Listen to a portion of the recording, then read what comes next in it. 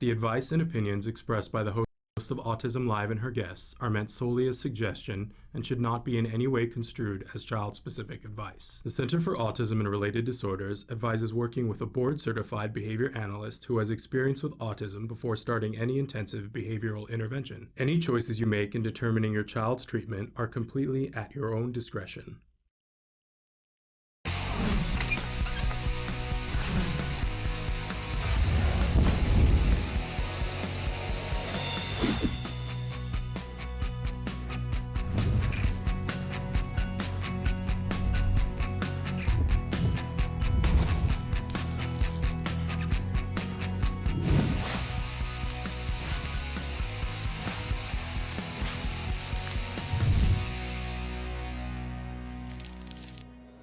Good morning and welcome to Autism Live. I'm Shannon Penrod. We're webcasting to you live from the Warner Center in Woodland Hills. We're in Tower 1 of the Warner Center.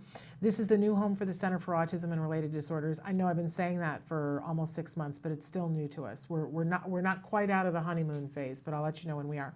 And this is the new home for Autism Live. We're in our new studio, and we haven't even been here for 6 months. The paint is still fresh, but thrilled to be here with you. We're going to be with you live for the next 2 hours. We have so much to cover. I'm so glad to be back, and we're here and pushing through to the end of the year. And there's so much to do and so much to talk about and so much to be thankful for. I want to start the conversation with that because that's what this whole month is about being thankful. Even when things are hard. And we had a great show yesterday. We welcomed the fabulous Byron Katie here. We had a very difficult conversation with her, with Nancy Alspaugh-Jackson, talking about some of the difficult things that were going on in her life, because some of this stuff is really difficult. I want us all to know that Nancy's at the hospital right now with her husband. And if you are of a praying mind, they could use your prayers this morning. Nancy's an amazing person, and she's getting through it all.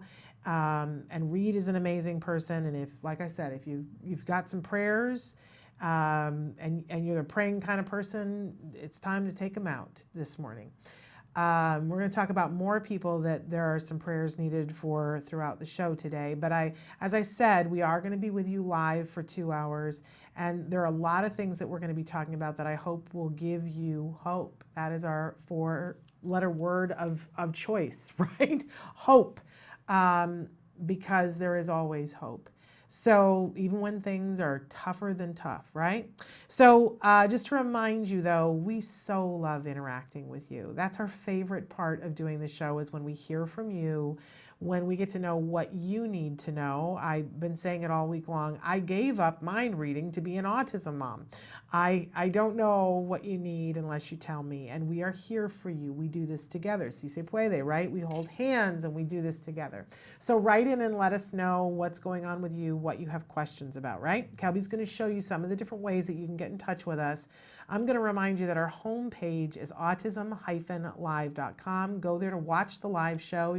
Although you can watch the live show on YouTube, you know, and leave questions there as well. It's a little bit faster, though. I will tell you, instant gratification, because they're all in one place when you do it on the live feature. The live feature just sits to the side of where the screen is on our homepage where the live show plays. By the way, you can watch not just the live show, but the most 100 recent shows on that page as well. But the live feature is there so that you can interact with us in a way that's pretty immediate. There is about a 1 to 2 minute lag on it, depending on where you are in the world. So send your questions in early. That's why sometimes you're like, why did she end the interview and she didn't see my question? Because there's a lag. But so ask your questions early in the segments before I say goodbye to the guests. I can't tell you how many times we've run after people at the elevator and said, wait, somebody asked a question. Sometimes we can get them back in the studios, but most of the time they're gone. So ask your questions. We can always forward them to, we are going to be forwarding all the questions that you guys wrote in to Byron Katie so that she can be answering those. We may even have her come back. I know that could happen. It'd be very exciting. Anyway, write your questions in. It's free. There's no cost. There's total anonymity. Nobody asks you for your name or a username or a password or a login or to type that thing that has different, no, there's none of that. Instant gratification, and then it shows up here on my screen. You and I can have a conversation, and more importantly, the guests that we have on the show, if you send it in early enough, you can have a conversation with them, which is totally cool, totally awesome and cool. And again, we do appreciate hearing from you. And I do love it when you guys interact with our experts. We have tons of experts and fabulous guests that are on the show. I do like to remind you at the start of every show that while there are many experts, I do not claim in any way, shape, or form to be one of them. I am a mom who is a former teacher. Let's say that, because I do think that's part of my shtick, that I'm a former teacher. Once a teacher, always a teacher, right? And my son was diagnosed with autism at the age of 2.5. We are coming up on the 10-year anniversary of that diagnosis. And my life is so fabulous and truly, remarkably just normal. I know I hate that word. As our friend Alexis Weinman says, it's just a setting on the dryer. But I think we have found this sweet spot where stuff is good. And I want to put that out there and say how thankful I am for that. It did not just come along because the autism fairy went and sprinkled the autism fairy dust on our home. It was a whole lot of work. A lot of work, and a lot of work on a lot of people's part. And we had to pull our weight in it. My son certainly did a lot of the heavy lifting, and a lot of therapists did the heavy lifting. But as parents, the one thing that I will own up to, we followed through on as much of it as we could. And that, my friends, have brought us to a place that's really wonderful. All kids have different outcomes, but I want you to know what's possible. My kid is not even one of the recovered ones, and life is just so good. For those of you who have recovered kids, we need you to speak out and let people know. And we're going to be sharing more stories of recovered kids with you in the coming months. All right, having said all that, not an expert, but somebody who cares deeply, it's time, my friends, for something that we fondly refer to as the jargon of the day. This is when we take on one word, one phrase, one acronym, and we just try to figure out what are they talking about. Our term today, our jargon term today is stimming. And for me, this was the first jargon term. Really was. Because I remember people being in my home and somebody using the word stim and stimming. And I said, what is that? And they couldn't even give me a definition, that particular person. Then I had to go to another person and they did give me a definition. But this is why we have jargon of the day, because of stimming. So let's take a look at what our actual definition for stimming is, and we'll see why we've gone down the rabbit hole. Stimming. A stim is an abbreviation for self-stimulatory behavior. Oh, that's what it stands for. But that is an inaccurate term. What? It assumes that a behavior's function is to stimulate the individual engaging in the behavior, when in fact, it may be that it's to reduce excessive stimulation. The correct term would be automatically reinforced behavior. Well, yay. Now I just learned that this term is inaccurate. I still am no closer to knowing what in the hey nani nani does it mean. Oh, it means automatically reinforced behavior. What exactly are we talking about? So let's move on to our working definition here. Stimming, it's behavior, often repetitive behavior, that an individual engages in because there's something about it that feels good internally. These behaviors often seem random or odd to the outside observer. All right, so we might see a child who's got their toy cows and lines them up, right? Usually it's cars that the kids line up, but sometimes it's stuffed animals or cows. Can you see my parade of cows that have Temple Grandin signatures on them? We're going to talk about that in a little while. So we could refer to this as a self-stimulatory behavior. But the problem with that, the reason why it's a misnomer, it's misnamed, and I would hear this forever. Oh, stimming means self-stimulatory. And I would think about some of the things that my son would do, and I would see him rock and flap his hands and look at things out of the corner of his eyes. He'd watch his fingers, he'd sit and do this, right? And he'd make high-pitched noises. And I would think self-stimulatory, that's him wanting to stimulate himself. That's not him wanting to stimulate himself. That's him wanting to calm himself down. So I would kind of get mad when people would refer to something as a stim. And then I found out, lo and behold, the proper term for it is automatically reinforced, because it does have a function. It's just that you and I can't see what the function of the behavior is. It might be that this is to calm them down, or it might be that this is their way of showing excitement, right? We don't know. And sometimes it's hard to know. So the appropriate term is automatically reinforcing. The reinforcer, the paycheck, is somewhere inside. And that's why they're doing it.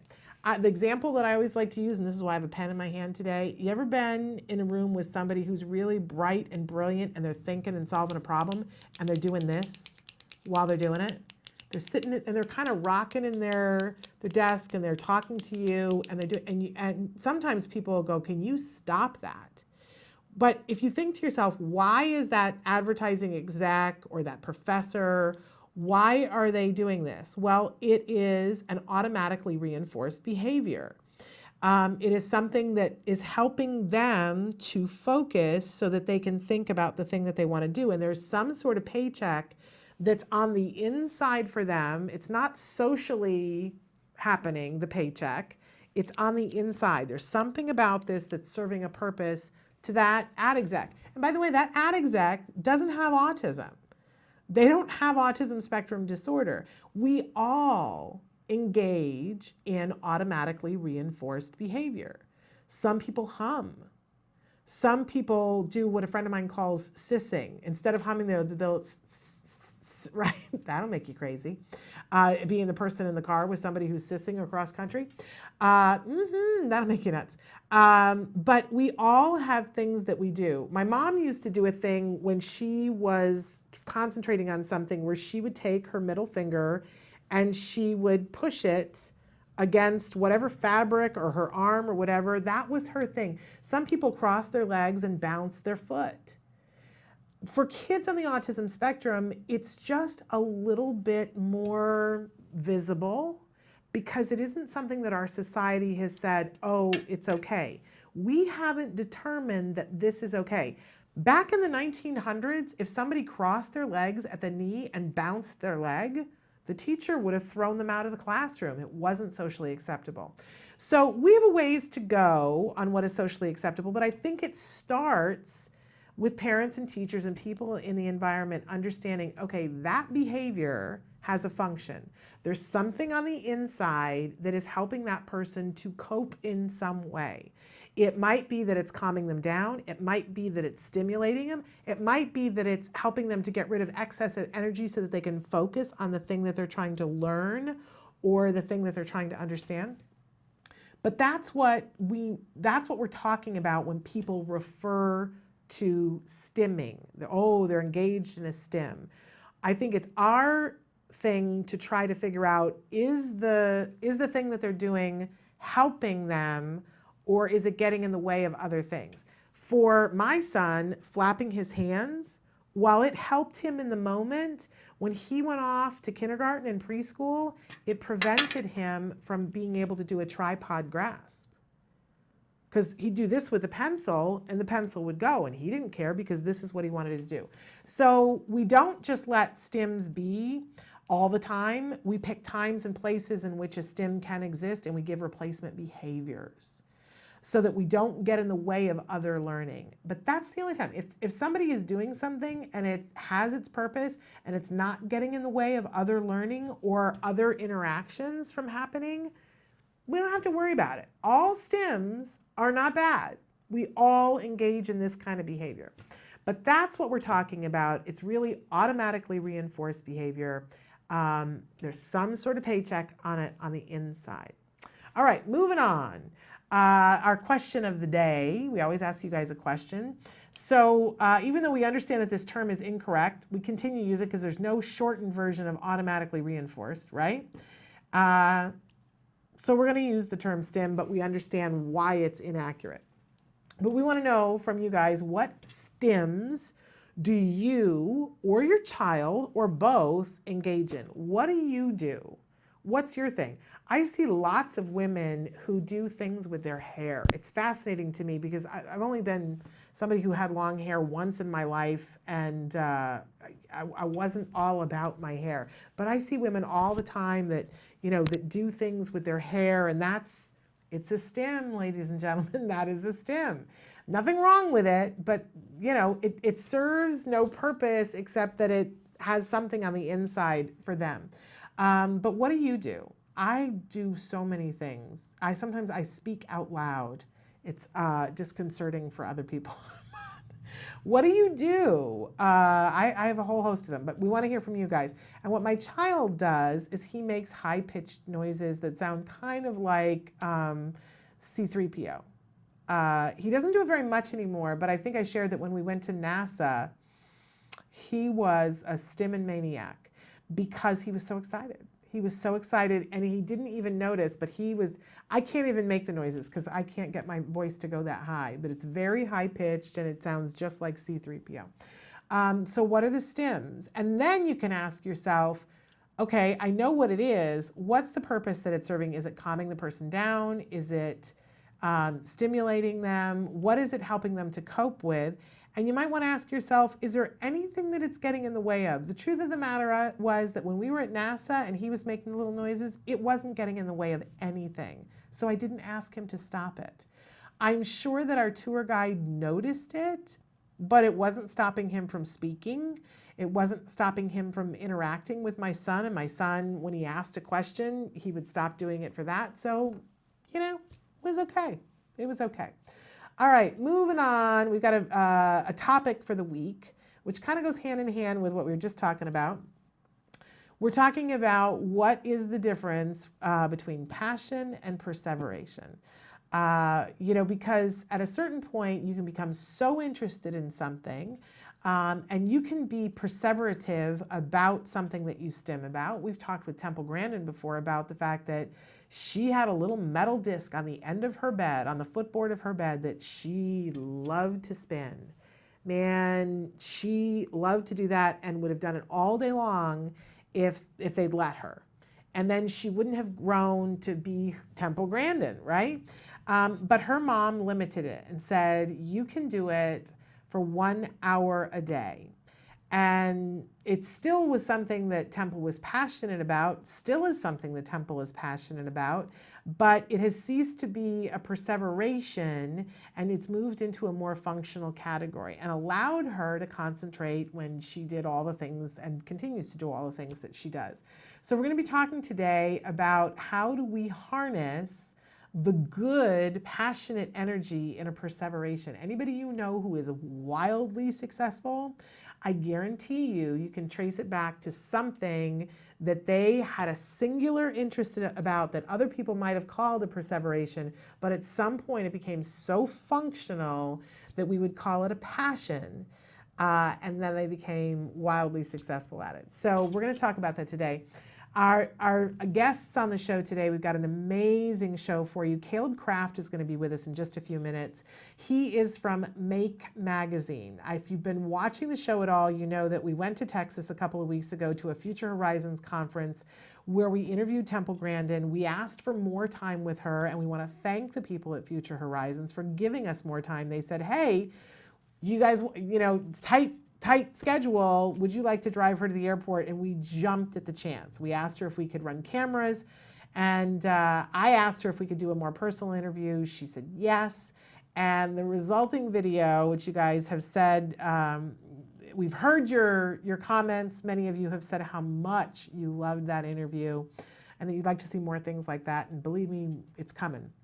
But one of the things that happened in the interview, and we're going to show it in just a second, I happened to have a Make magazine with me because I bought one for my son for the plane ride, and Temple loved it.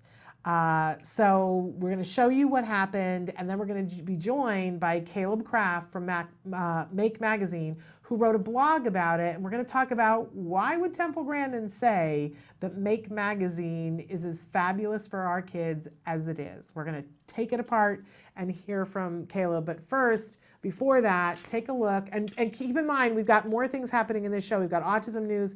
Ilana Gershowitz is going to join us in the next hour from Africa, live from Africa, to talk about the yellow canaries of Thembiza. It's an amazing story that's going to touch your heart, and we're going to give you something that you can do today to help the yellow canaries of Thembiza. What does that have to do with autism? We're going to make that all clear. But first, here is Driving Dr. Temple Grandin. I got to do the U-turn around the thing? Okay. So, Kelby, do I want the north entry or the south, or does it matter? Okay. Are we doing curbside bag check? Which way, Kelby? Left? Yeah. Kelby, can I go through the T? Yeah, I have a toll tag. Then you go through the T. Okay.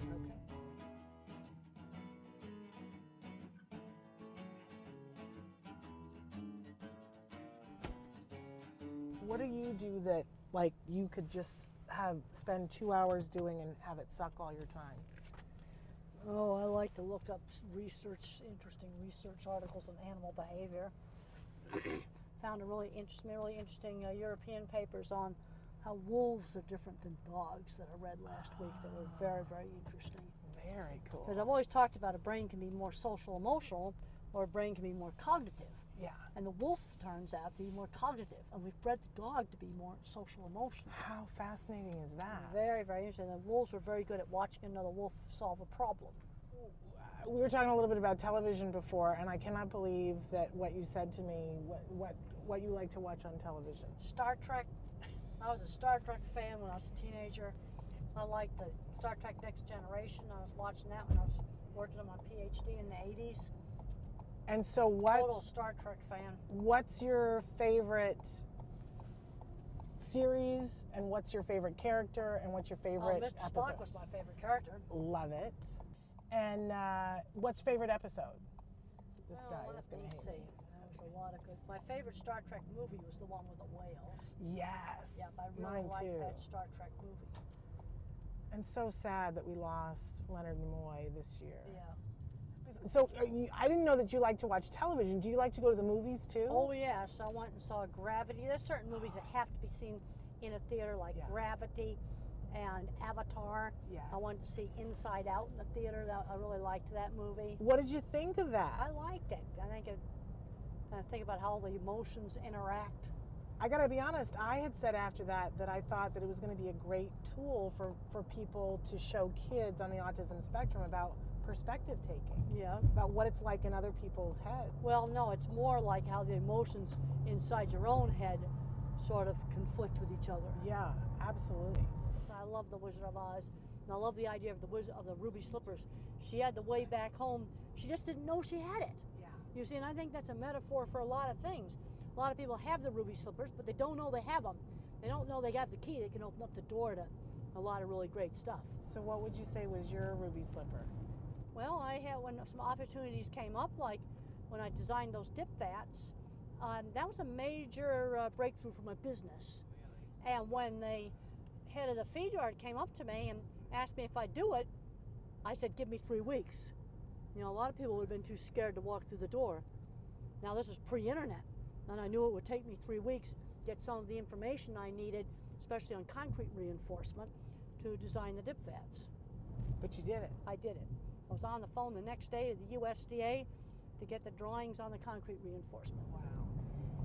So I want to journey back to childhood for just a second and talk about friends, because a lot of times people ask about friends. Who was your best friend? When I was in elementary school, one of my best friends was a girl named Eleanor. And she was the first girl in elementary school to get to take wood shop instead of cooking. And I was the second girl in our school to get to take wood shop. So we like to make stuff. It's all about making stuff. And I had good friends in high school. Even though I got bullied and teased, I got friends who shared interests. Riding horses together, doing electronics together, doing model rockets together, doing stuff together with other students. So you found, like your mom says you found your tribe. Yeah, and you've got to get them in doing things with other people. And you did a lot of theater, and did you sing as a kid? Yeah, I did. One of the problems I was singing is I couldn't synchronize my rhythm with somebody else's rhythm. Do you still have a hard time doing that? I still have a hard time doing that. Because we were going to ask you if you wanted to sing something in the car with us. Well, I think maybe we'll skip that. Great question. But the one question people always ask us is they want to know if you've ever been in love. No, never have. And you don't feel like you're missing anything. I've seen so much turmoil in so many marriages that I haven't really seen a situation that would be a good model. And yet you gave me really good marriage advice. Because I'm a good problem solver. You have to take the problem and cut it down. And in engineering, you have to find the root cause of a problem. What do you think is your secret to your success as a teacher? Well, presenting things really clearly. Yeah. That's really important. Making things interesting. Yeah. I think it's also important that it's something in a class that a student can take home and use. I teach a class in cattle behavior and handling, and I've got a lot of students that are pre-vet that are going to go in the dog and cat. Probably won't be handling any cattle. But I said, you want to design this corral system because it's visual problem solving. You have to figure out how to do it. It's not a cookbook. And then I have my internet project where they can pick out anything in animal behavior, and I make them dig into a narrow subject that I have to approve because I want them digging into Google Scholar and PubMed, Science Direct, and the other databases. They got to learn how to find stuff online, and I'm finding about 2/3 of the students are not very good at that. How about this? Make Magazine. This is the kind of thing that a lot of kids on the spectrum need to be doing. The cool stuff in here. Really Make Magazine is going to love that you did that. Make Magazine. It's a wonderful magazine.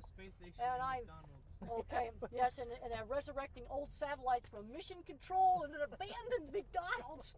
That's the kind of stuff I really like. These are the kind of magazines we need to get into school. Make Magazine, Business Week, Science, Nature, Wired. We got to show kids out there. There's all kinds of super interesting stuff out there. But if they don't see it, then they don't know about it. I like to geek out on construction sites. I like to salivate over all the equipment they've got that we didn't have, like really cool man lifts and nice scaffolding. We didn't have any of that stuff. You didn't? No, we didn't. What did you guys have? A compass? Horrid ladders that were really dangerous is what we had. I'm going to pull up right here. Okay. We're going to get your stuff out. Yep. Put your back up.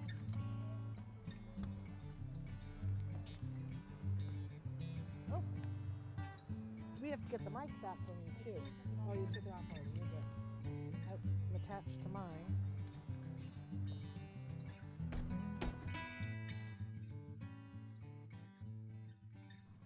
Welcome back, you guys. You just saw the video that we shot with Temple Grandin when we were in Texas a few weeks ago at the Future Horizons conference. We are welcoming right now from Make Magazine, Caleb Kraft, and thrilled to have you with us, Caleb. I know after we did this interview, I called somebody at Make Magazine and said, just so you guys know, we've got something that we're about to release that I think you guys are going to like because the fabulous Temple Grandin gave you the ultimate endorsement, unsolicited completely. We contacted you guys. You wrote just the most wonderful article, and I just want to thank you. You wrote a fabulous blog about having watched the video, and so then I said, okay, no, wait, we have to get you on the show. We have to talk about this a little more because parents have been writing into us and saying, how come we didn't know about Make Magazine? Some people have said, well, wait a second, why is this so good for kids on the spectrum? What is it exactly? So Caleb, we're going to take care of all of that, but I want to start with having you tell folks where can they find your blog? The blog is at makezine.com. And you can go there and you can see all kinds of inspiration of amazing things people are building and articles like the one about Temple Grandin that kind of show what makers all over the world are doing. And it's an amazing magazine. I was just sharing with you before we came on live that I had bought that magazine for my son. It was the first one I'd ever bought for my son.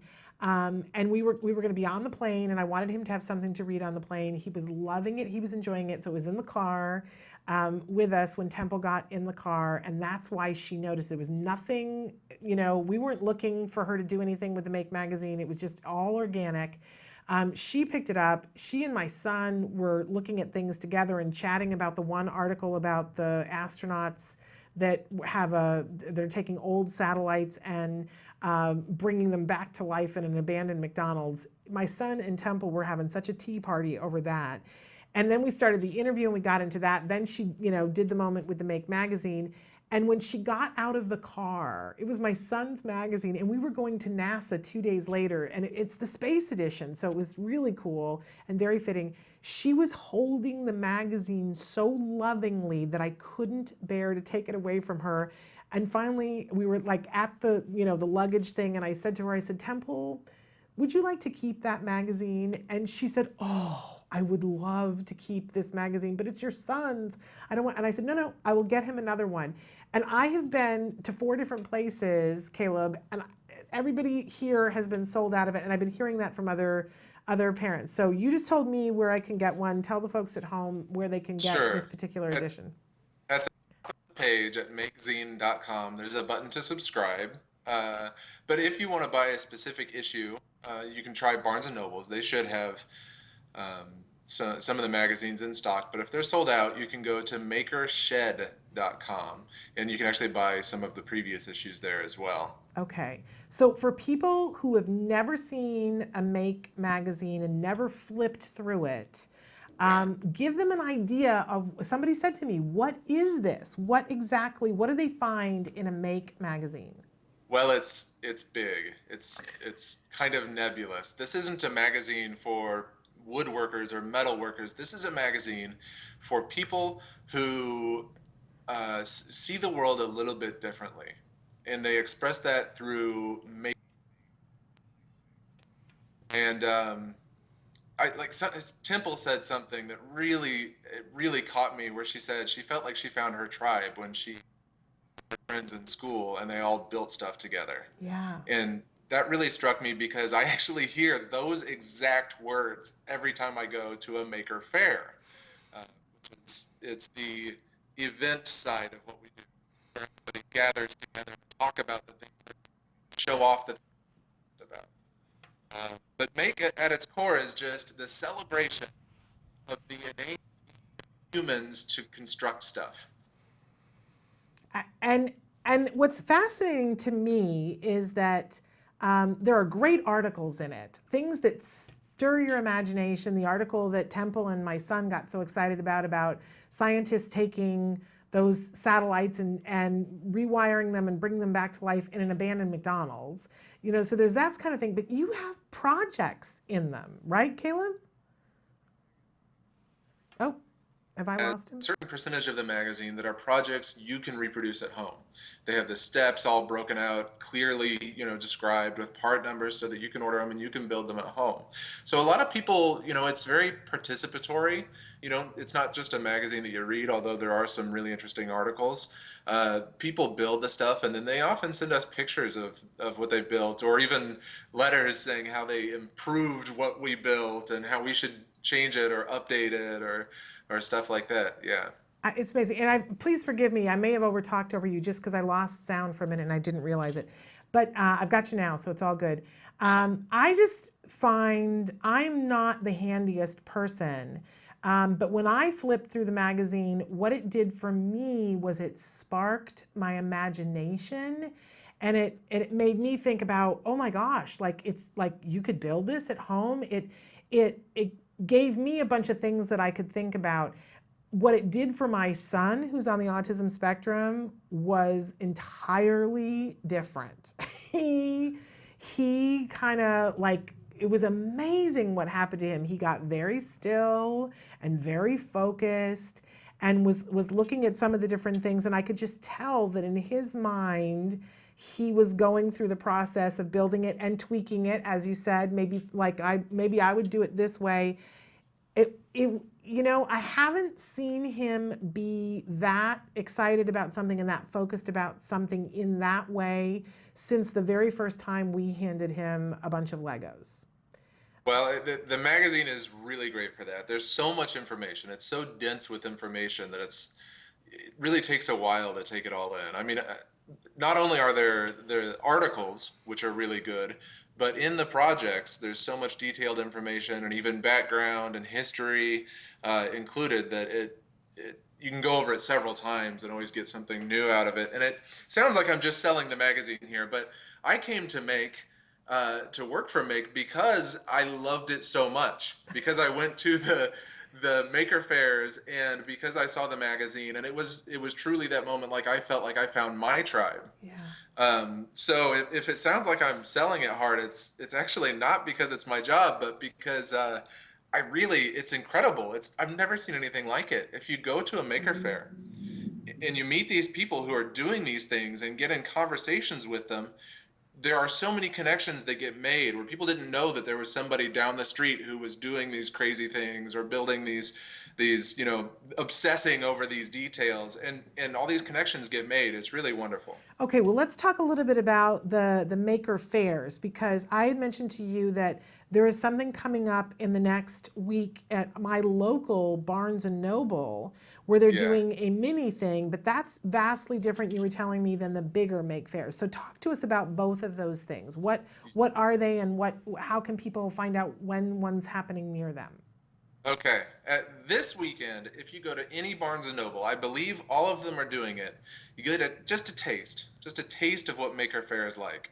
They should hopefully have local makers there talking and discussing what they're building, and they'll have some make stuff. Like we have educational kits where you can make stuff, robotics, as well as the magazine. So that's this weekend at any Barnes and Noble, but that's just a taste. If you can find an actual maker fair in your area, if you go to makerfair.com, there's a map updated with dates. There's roughly 150 worldwide this year. But if you can make it to a maker fair, you'll see all the people you didn't even know were in your area that are building things, obsessing over things you never even imagined. Kind of like, the story you were saying where the people took over the old McDonald's. There are probably people in your area doing things you never thought of. And you'll find them at a maker fair. It's like finding the doorway to a whole other world where our kids have the skills to be openly, accepted with open arms. And it's amazing. It seems crazy, but it is that acceptance that really stood out to me. And I always kind of felt a little different than people, and I know a lot of people in the maker movement kind of did too. We were obsessed with tearing stuff apart, or obsessed with doing things a little bit differently, or not accepting things, or like my son, obsessed with the inner workings of stuff to a degree that is just mind-blowing. We can't give him anything without him immediately disassembling it. Yes. And that's what Maker Faire is. We embrace these people with open arms, and you see it.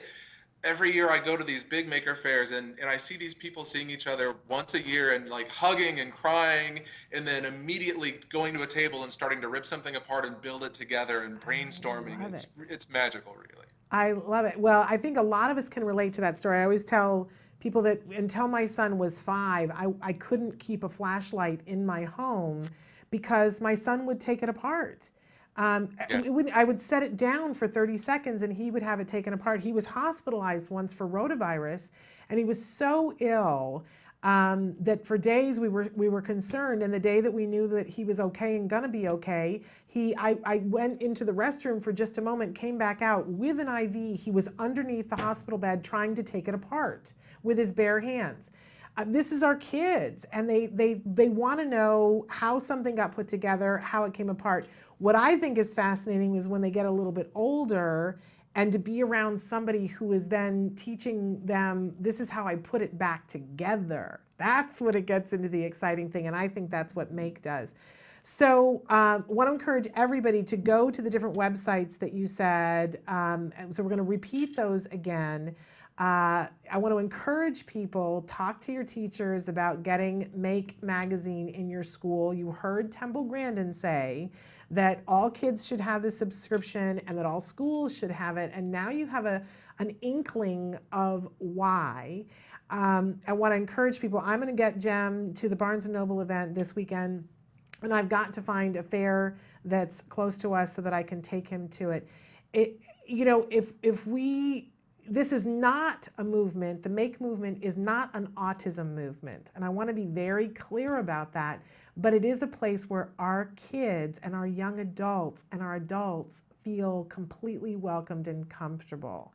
But by no stretch of the imagination, it's very inclusive. I just want to make sure that people know that this is not an autism thing. And if you think about it, I'm sure, Caleb, that you guys talk about this, that this is what generations ago, this is what people who were very successful, they were the makers. I had a great grandfather who was somebody who was a welder and an inventor. And, if he were still alive, he would want to be at a maker fair. We need these people, and we need to encourage them and give them a home to try out their ideas, because that's where great new inventions come from, is it not? Absolutely, absolutely. And like you said, this was not an intentional inclusive environment for people on the spectrum, but it's turned out to be a lucky bonus. And it's not, I mean, this was not a surprise at all to hear Temple Grandin saying this. This is an observation we've had. It's just been a lucky coincidence. It is extremely inclusive of an environment for people on the spectrum. I'm so glad that we had that moment of kismet where the magazine just happened to be in the car. And I even said in the video, oh, Make Magazine is going to love that you said that, Temple. We did. I'm glad that we had a chance to share it with you guys. So tell them again where they can go to find out more information, all the websites that you mentioned. Yep, go to makezine.com daily for inspiration. Go to makerfair.com to find where your local Maker Fair will be. And makershed.com is where we sell kits and magazines. Okay. And for fair, is it F-A-I-R or F-A-R-I-R-E? I'm glad you said something. It's F-A-I-R-E. Okay. Yes. So go and check that out. But this weekend, go to your local Barnes & Noble. I'm pretty sure we didn't have to pre-register for it. Is that correct, Caleb, to your knowledge? Just walk in the door. Okay. So check that out at your local Barnes & Noble. Bring your kiddos. Have some fun. Get a Make magazine while you're there if they haven't been sold out. If they have, make sure you check out those websites. Caleb, thank you so much. I find it deeply, do people mention to you all the time how ironic it is that your last name is Kraft? Yes. But it's with a K. Yeah. So that's a wonderful thing. Are you any relation to Barry Kraft, the great Shakespearean actor? Not that I'm aware of. All right. Probably the greatest Shakespearean actor of our time, Barry Kraft. Great name, great magazine, and thank you so much for the wonderful blog that you wrote about our little foray in the car with Dr. Grandin. No problem. Thank you for having me on. Thank you so much. Bye-bye for now. Bye. Really remarkable. Encourage all of you. You got to get the magazine. You just do. And get to Barnes & Noble this weekend. We're going to take a break, and we're going to be back with more Autism Live after these messages.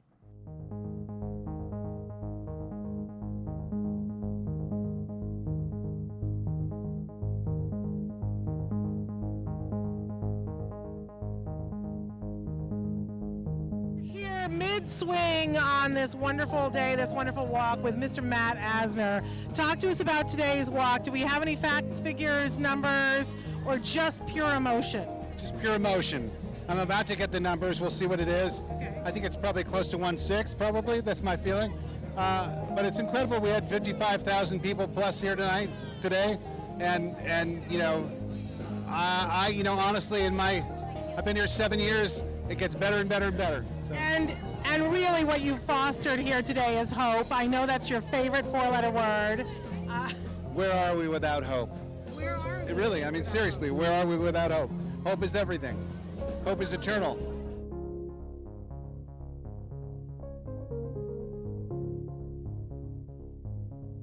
This is a pretty big event. Every year I love it. What does this event mean to you? Well, I just think it's great that you see so many people coming out to support, autism.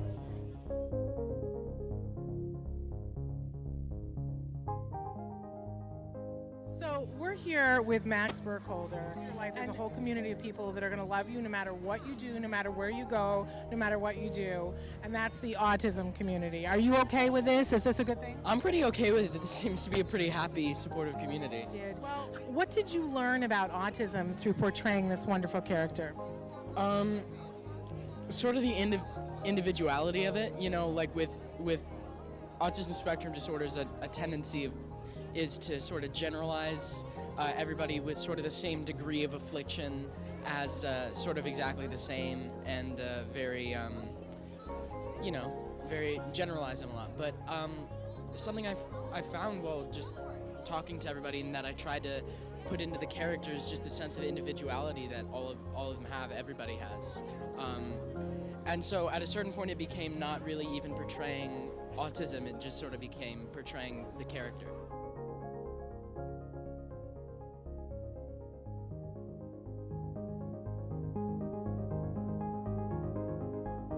I want to say thank you on behalf of everybody for what you do. That's very sweet. To bring awareness and to raise money. That's a tremendous, tremendous legacy. But as a dad, you've got other things that you're doing as well. Yeah. I want to know, as a family, if you have any advice, what's been something that's been helpful to you personally? You know, get your autistic kids out in the community. I mean, my son's got a guide dog, so he goes to a lot of cool places. He surfs, he skis, does gymnastics. He's actually trying Hebrew school. I'm not quite sure if he knows what's happening there, but he does all kinds of cool things, and he has a lot of friends. Right now, most of his friends are the adults who take care of him, and over time, hopefully he'll have more friends who are his age, and you'll see him walking around, and people won't be nervous around him. The dog's been very helpful with that. It's like the dog is like the most infectious thing in the world. Like, everybody wants to be near the dog, and he sees that, and he gets some of that affection laid onto him. So as a family, you know, we're just there to support Tyler and make him happy.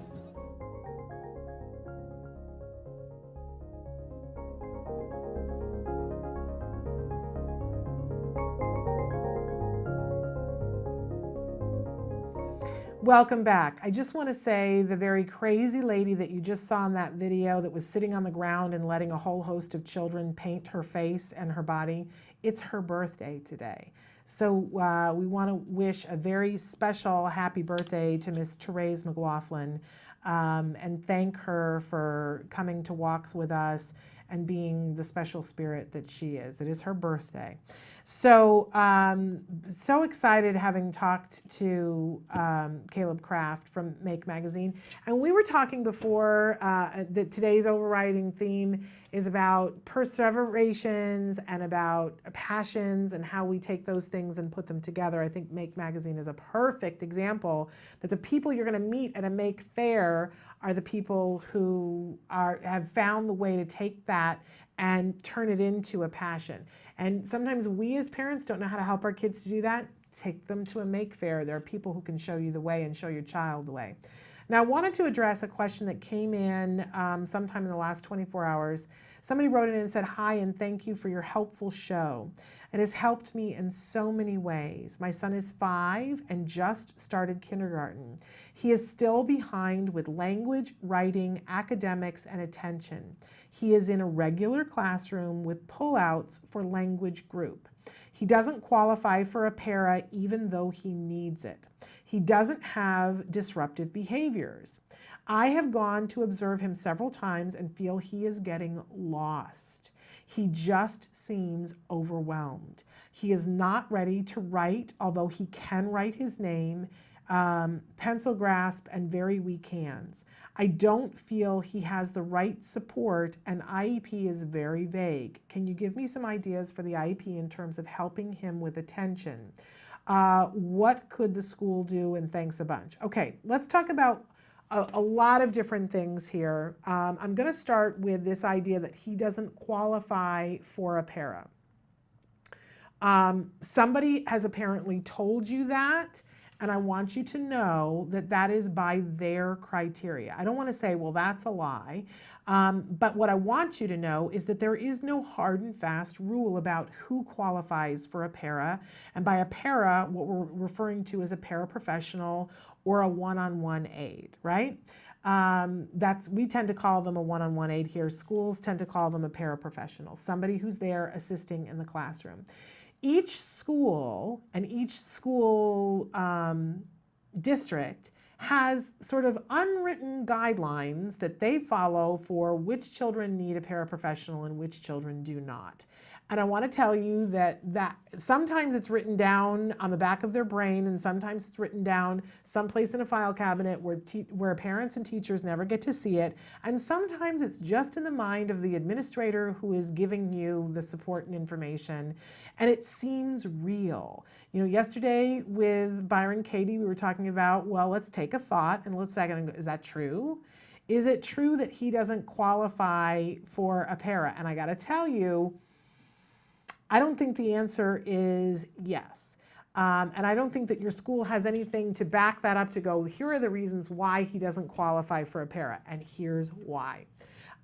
Because their idea says that every student is entitled to a free, appropriate public education in the least restrictive environment. It goes on, I gotta memorize, there's a part of it that talks about that the requirement for it being appropriate is that there has to be a floor of opportunity on which they can access the curriculum, and that they are working on goals that help them both in school, and I don't know the exact wording of it, but it's something with ongoing occupational something or other, right?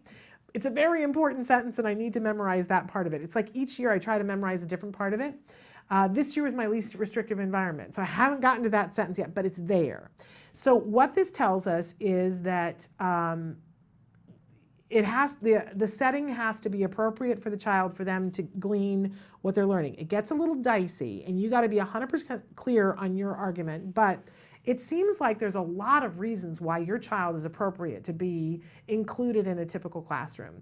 And if we're in November and he's been clicking along and socially he's getting along and he doesn't have any disruptive behaviors, those are all reasons why he is appropriately ready for a neurotypical classroom and to be in an inclusion program. Yay, hang on to that. That's in your favor. Because when you start arguing and telling them that the setting isn't appropriate, which is what I'm going to suggest to you that you might consider, then they're going to say, oh, well, if this setting isn't appropriate, then we should put him in the special day classroom where he'll get more support and there'll be more people to help him with that tripod grasp, right? And that's when you're going to call BS and say, I'm sorry, because he's entitled to an appropriate setting in the least restrictive environment. And usually the only argument for moving them out of into a more restrictive environment is if there are disruptive behaviors. Oh, so academically, in a large way, with the correct support, your son can be included, but he's not getting the right support. Schools tend to think that aides are only for kids who can't do the work. This is not correct. So it becomes a thing of digging your heels in, saying to them, nope, I know that's not the case, and letting them know that you are going to show up, be nice, be professional, until your son has the appropriate support, which makes it possible for him to access the environment in the least restrictive environment. That's the argument that you are gonna, just keep turning that screw to let them know you're not going away. And it's going to be hard because the school year has already started. You're going to look for people to be your allies in this. They're going to put it off and put it off and put it off. And part of it is because every day that they put it off is another day that they didn't have to pay for an aide, right? You're going to gather information, and you are going to, if you follow this line of suggestions, and you may decide not to, and that's okay too, but if you really truly want the support in the classroom, this is my suggestion from me as a parent. Start crossing your T's and dotting your I's. Every time you have a communication with them, make sure that you are keeping an actual record of it. That can be through email, but if you end up having a conversation with someone, let's say that you go to the school and you talk to the teacher and you say to the teacher, I really think he needs more support. Be careful because you want to get the teacher on your side with this. But let's say the administrator comes into the conversation and goes, well, you know, this, whatever they say, you go home, you write an email back to everybody involved and say, as per our conversation today, when I said I feel like my child needs more support in order to access the environment in the least restrictive environment, just keep turning that screw, say it as many times as you can. And when you said your school doesn't believe in having aides in the classroom, for instance, if that's what they said. So you're constantly making a record, a written record of, I said this, you said that, because it's going to help you to build your case. You may end up having to go to court, and you may need to lawyer up. I will tell you, it's been my experience that if you have all that paperwork, sometimes it's the thing that prevents you from having to get to that point of having to pay the lawyer and of having to go to court, because if the school sees that you have your ducks in a row, they know there's no reason for them to spend the money to go to court because they're going to lose. There are lots of different resources. I want to send you to rightslaw.com, WRIGHTSLAW.com. I could be wrong and it could be org, but try.com. If it isn't, it'll probably tell you that it's .org. You can ask for arguments about least restrictive environment. They'll start calling it LRE, but that stands for least restrictive environment. Look for arguments about having a paraprofessional or a one-to-one. If you can prove that your child can do the work in the classroom, but has a better chance of accessing the environment, accessing the curriculum, if they have an aide, then your child qualifies. So that's the argument that you're making. You want to keep saying to them, this setting is great. It's the right environment for him, but he needs more support. And then you can write back to me because they're gonna mount another argument, and we can talk through what that argument is. But your child has the legal right to have the support that he needs to make this environment work. He's making it work for himself, but it's not giving him enough of a floor of opportunity. So he qualifies. Their estimation that he doesn't, no, sorry, that's how they feel about it. That is not the law. The law is on your side. Okay, but now let's talk about building attention and what you can do at home and what you can ask the teacher to do and what you can ask to build into the IEP so that they're working on attention. As much as you can at home, if you're there and you're able to observe him, and probably you're volunteering, and if you're not, go and volunteer as much as you can. Get on the side with the teacher, get buddy-buddy with the teacher.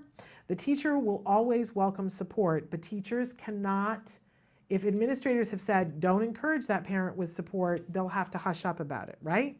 But get in close with the teacher. And be there and volunteer, and you'll get to see what's going on. Take a look at when is he having the hardest time with attention. Is it when they're in circle time? Is it when they're independently working? Take a look at which one, because there's different things that you want to do depending on what it is. For instance, if it's in circle time, that where a lot of kids, not just kids on the spectrum in kindergarten, have a hard time staying focused. Take a look at, in his IEP, how long they're expecting him to focus. The first time that we sent Jem, I want to say that the IEP team had written in, it might have been first grade, it could have been kindergarten, that they were expecting him to be able to focus for some ridiculously long period of time, like 40 minutes, which I remember looking at as a former teacher and going, what have you been drinking? Like kindergartners, no, I'm sorry. That's not going to happen. That's why on PBS shows are like 21 minutes long. The kid, that's asking too much of anyone. So make sure that they're wanting him to focus for an appropriate period of time. And then you go in and notice how long can he focus for. Then you're going to recreate whatever the circumstance is at home. If it's the circle time, you're going to recreate that.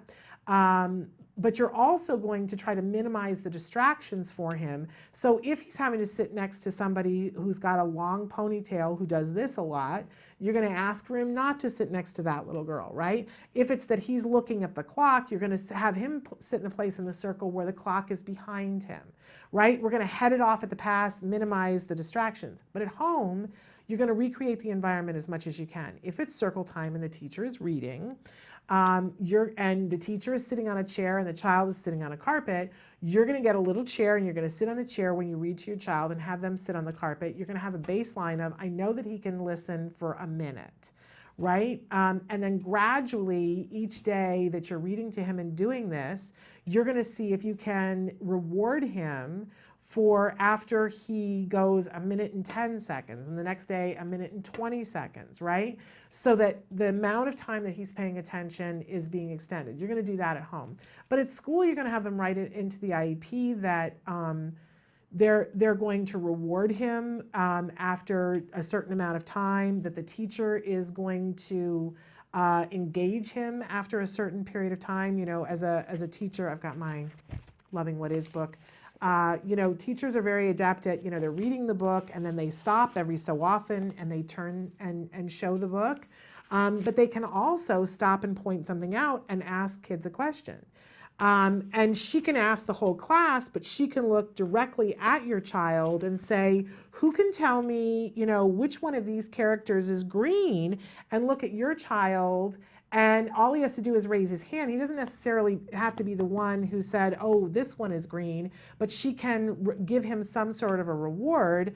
It could be as simple as a smile or giving him a token because he was paying attention, right? I love Usborne books. If you've never seen the Usborne books, they're awesome books that you get, and they have for their early readers, they have a little duck on each page.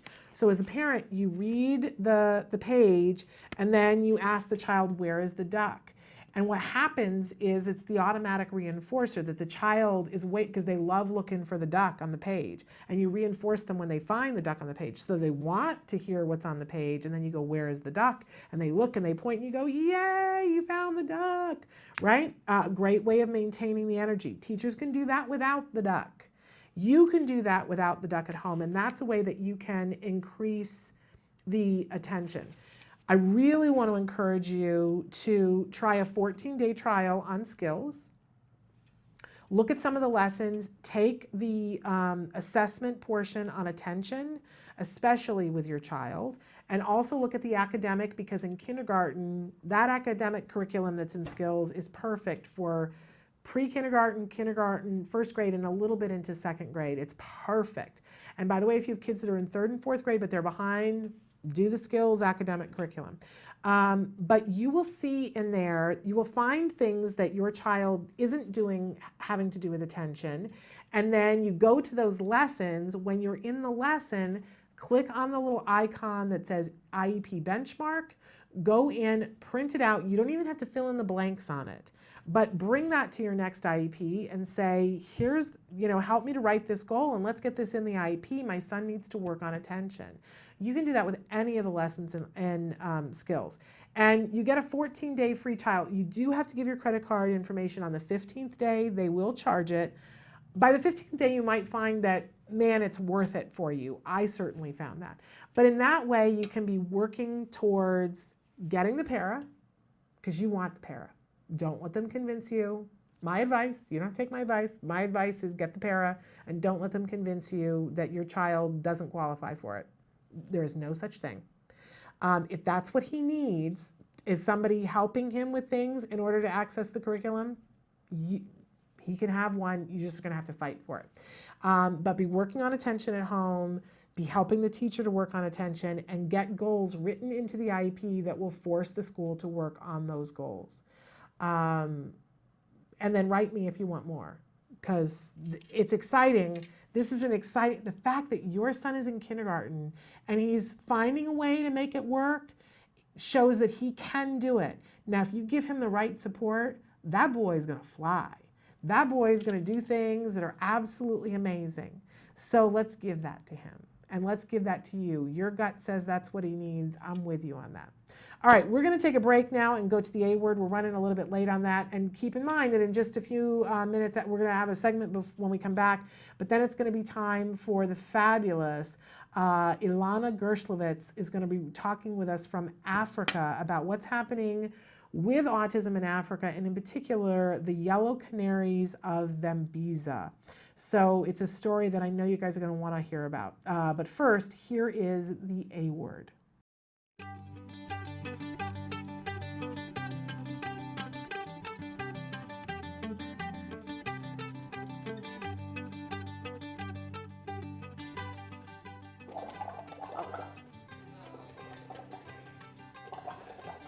My name is Jargon.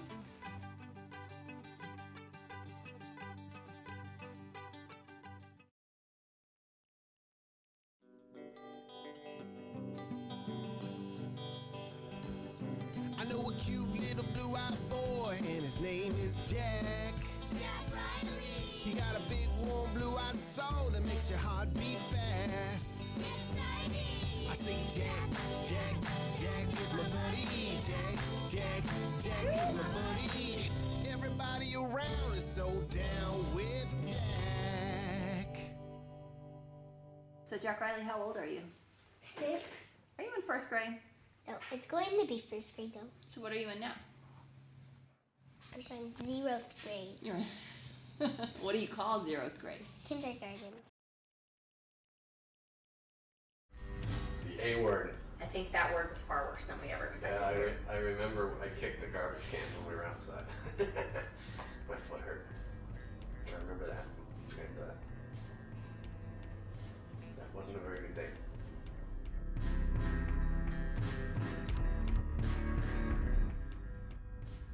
Say, yeah, there we go. Good job. Green or orange? What is it? What's your dad's name? White. It's, I guess it's a pretty good example of what it could look like. I mean, there's struggles for all kids, but the fact that they were, Cheryl and Mike were so great, you know, taking in our parent training and utilizing the tools that we gave them, and being on board with us, and being consistent. I feel like consistency is so important, because sometimes I know when parents come home, it's just easier for them to just give the child whatever it is that they need, because they've had therapy all day. But consistency, I feel, is so important, and that's, you know, how you get over you know, their behaviors, their difficulties, and yeah. So yeah, consistency is key, and it's obviously worked for them. Like that, okay? Ready? You can do it. 1, 2, 3. Yay! Good job! Good job, Jack. We adore him, so whether you do the right thing because of that, you're doing something because of it. I think I saw coincidentally, some of it's right.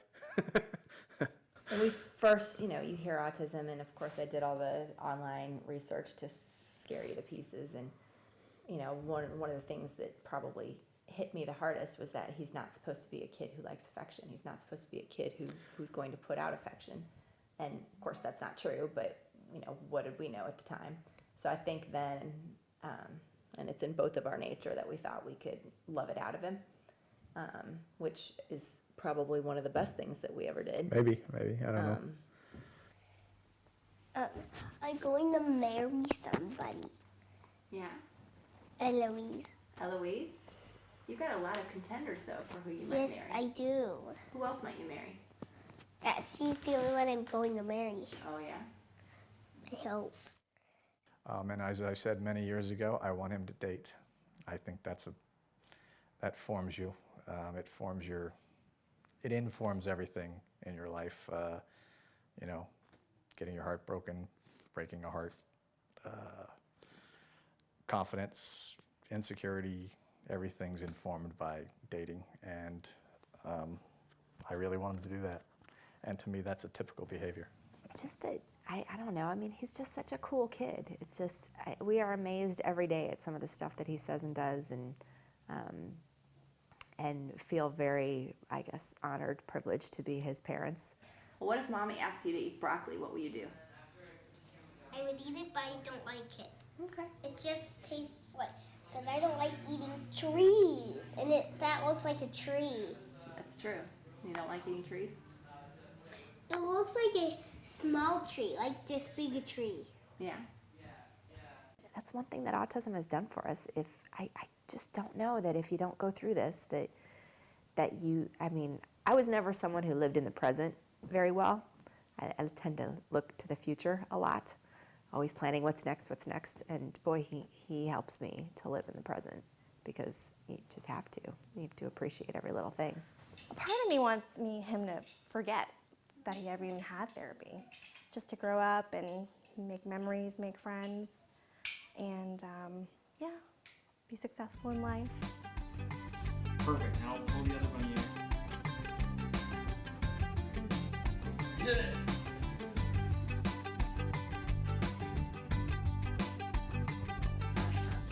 Design escape.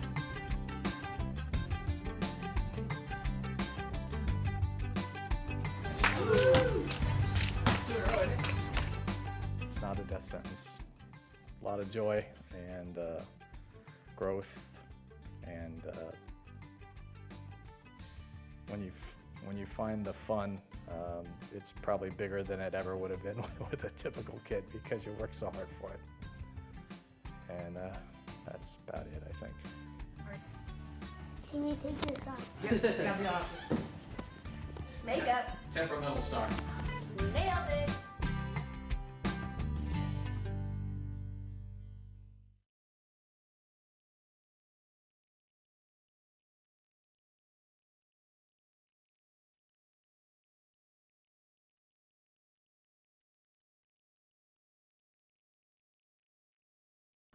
Welcome back to Autism Live. In just a few minutes, we're going to take another break, and then we are going to have Ilana Gershlovitz, who's going to be with us. She's from Star Academy in Africa.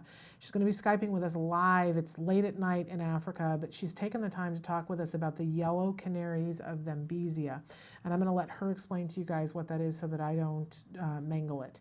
But a couple of programming notes that I wanted to cover before we go to break. First of all, a lot of you have been writing in and asking for the emotions booklet template from the April Smarty, because it's a really cool project. Talk about Make Magazine, it's a cool project.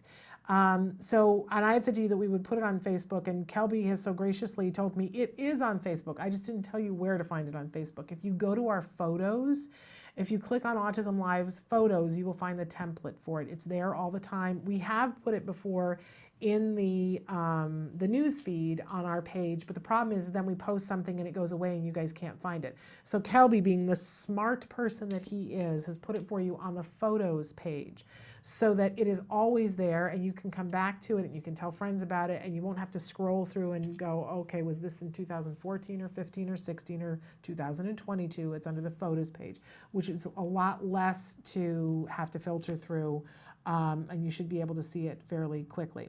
So that is on that page.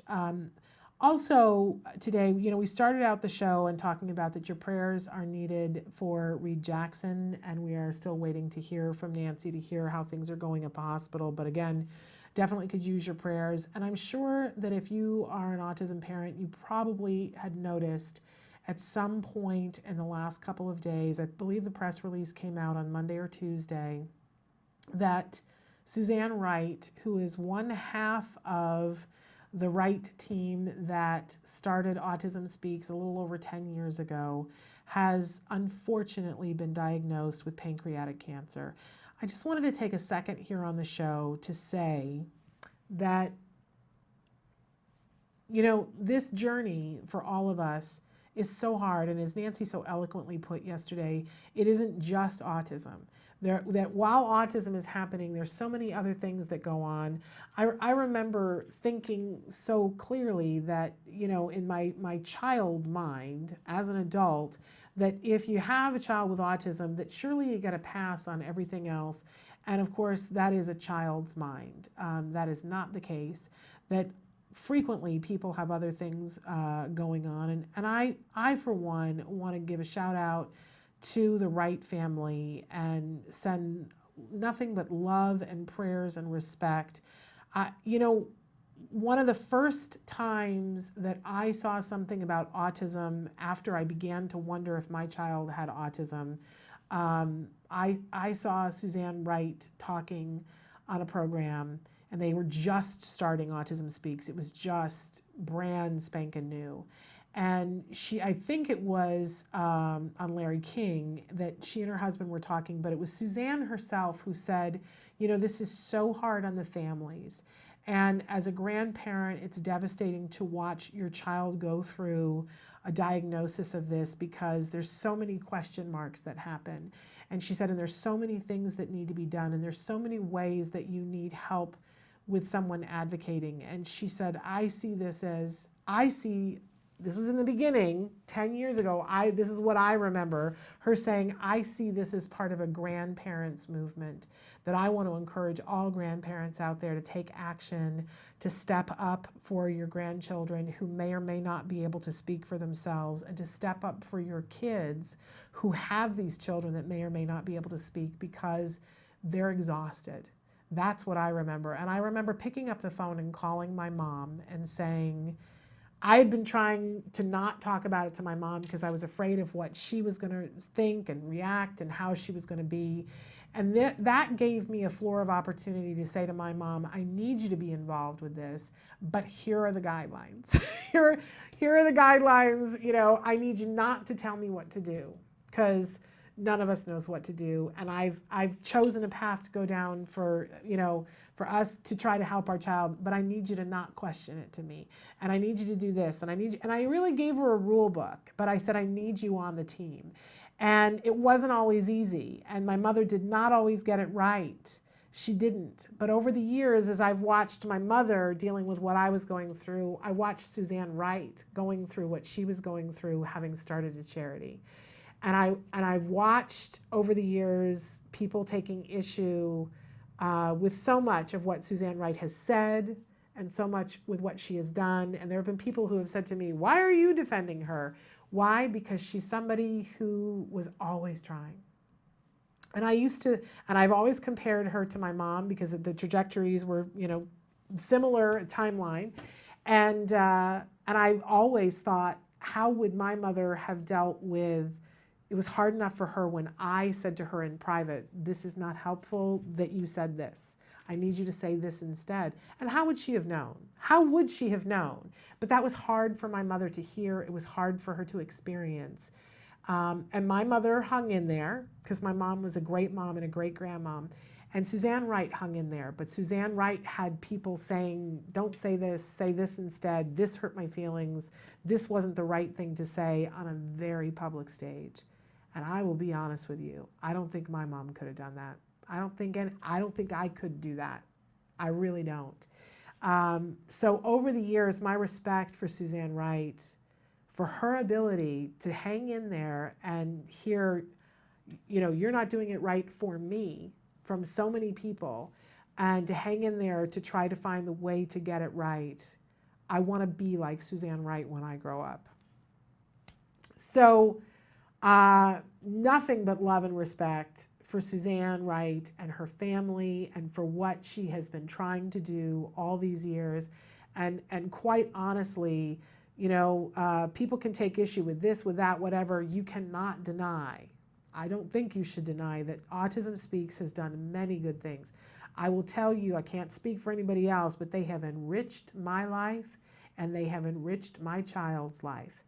And I'm an autism parent, and my child is on the autism spectrum. So I will let others speak for themselves, but I thank Suzanne Wright. My thoughts and prayers are with her family. I hope that she gets all the help that she can, and pancreatic cancer is a tough one, but there are people who are beating it. So I'm going to hope that for you, Suzanne, and I'm going to hope that for the entire Wright family, that they can come through this and that they get the support that they need while they're doing it. I hope that you will say a prayer for Suzanne and for the whole Wright family as well. We're going to take a break. When we come back, we are going to be joined by Ilana Gershlovitz. We're going to talk about autism in Africa, what she's been doing over the last few years with the Star Academy, and a new project that she's been working on, the Yellow Canaries of Thembesia. Stick with us.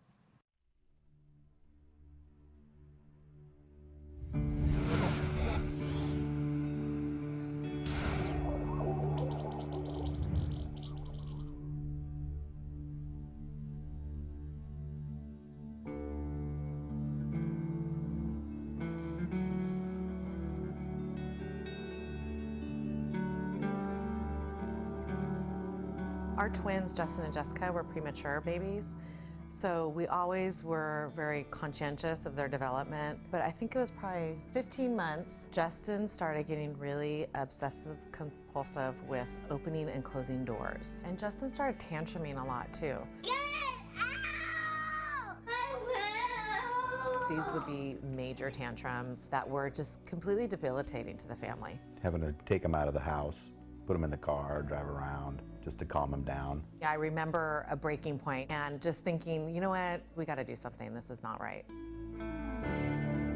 Once we were on the track to getting a diagnosis for autism, we started sharing that with our close friends and family.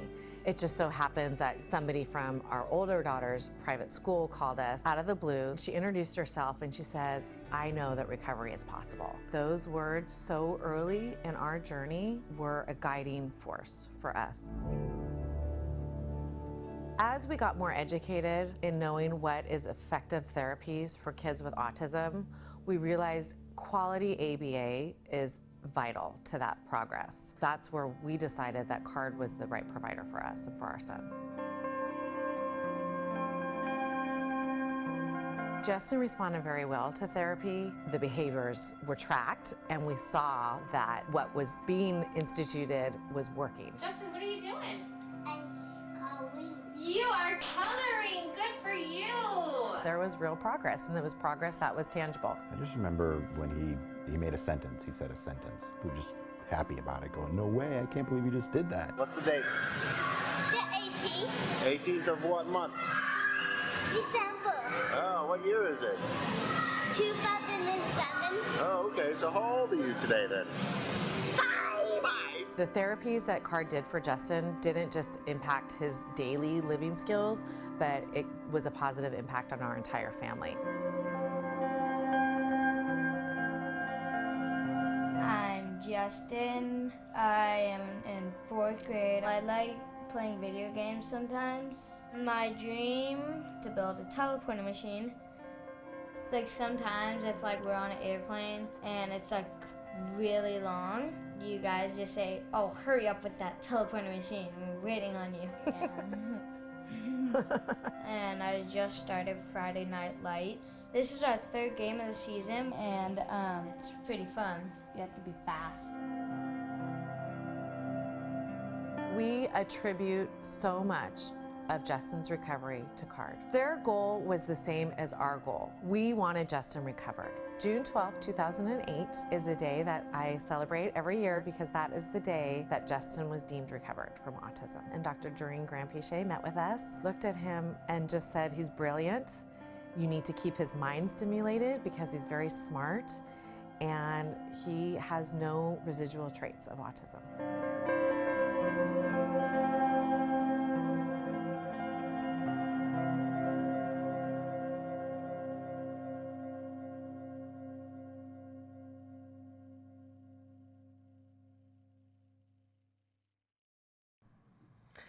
Welcome back to Autism Live. You know, I always think back to one of the first people that I met after my son was diagnosed who really helped me a lot was a dad who said to me, welcome to the club that you never thought you wanted to belong to, but once you get here, you see that it's filled with amazing people.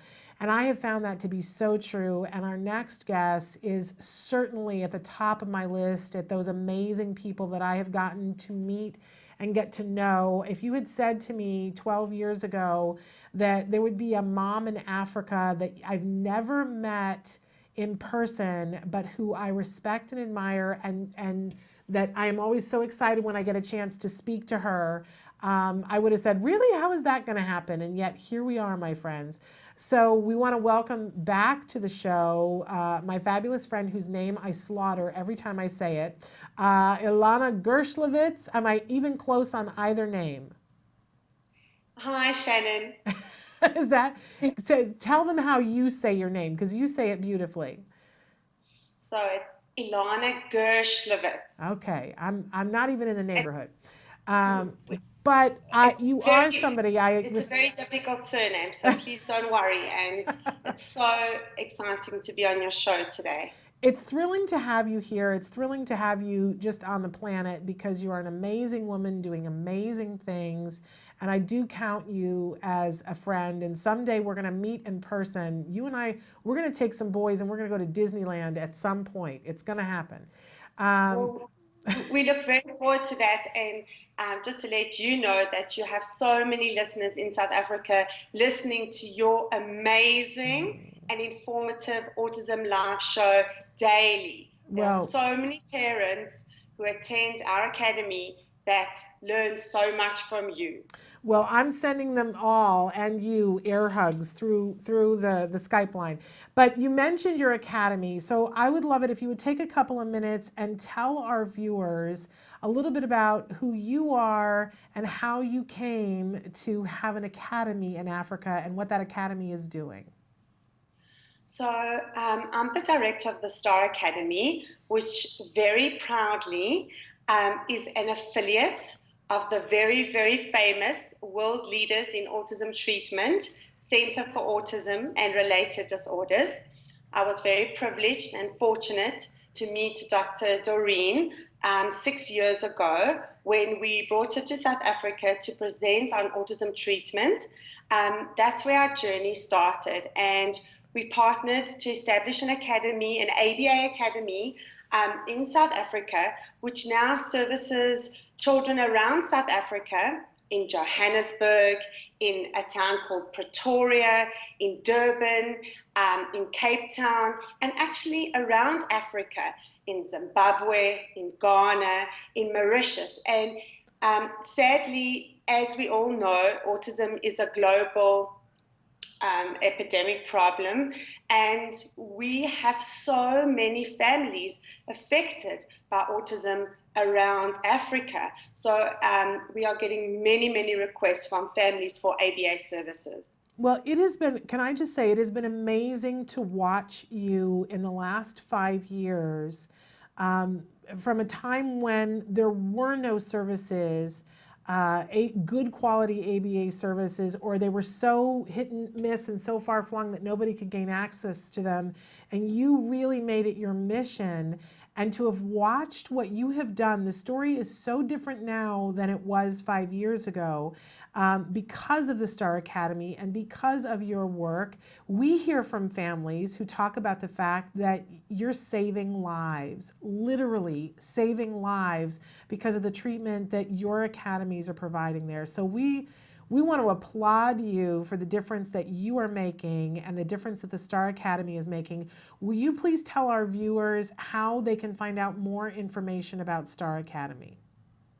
So to get more information on Star Academy, they can go to our website, which is www.staracademy.co.za.